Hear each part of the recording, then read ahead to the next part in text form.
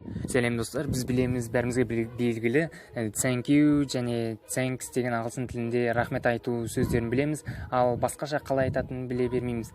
Ал енді осы ролик арқылы біз рахмет айтуды ағылшынша басқаша қалай айтуға болатынын айтып өтеміз. Сіздер дайын болсаңыздар, бастаймыз.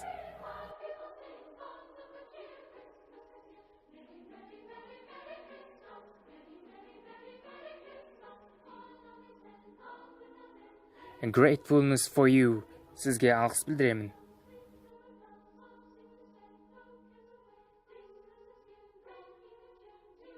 I have no word for. Менің айтарға сөзім жоқ.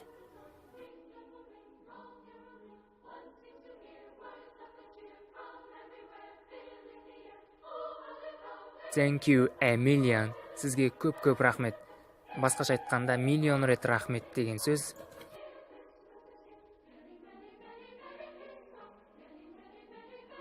Beneficence to you. Рахмет сізге.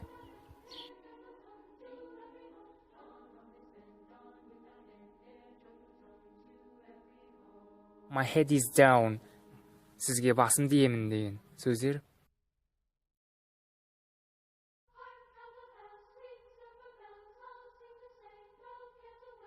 Thanks for help. Көмегіңіз үшін рахмет.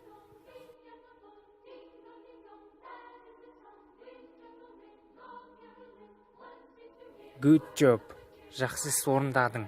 Яғни сізге біреу көмектескен кезде солай айтуға болады.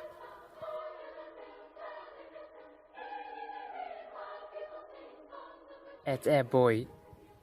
Жарайсың деген. Оны көбінесе кішкентай балаларға айтсаңыз болады.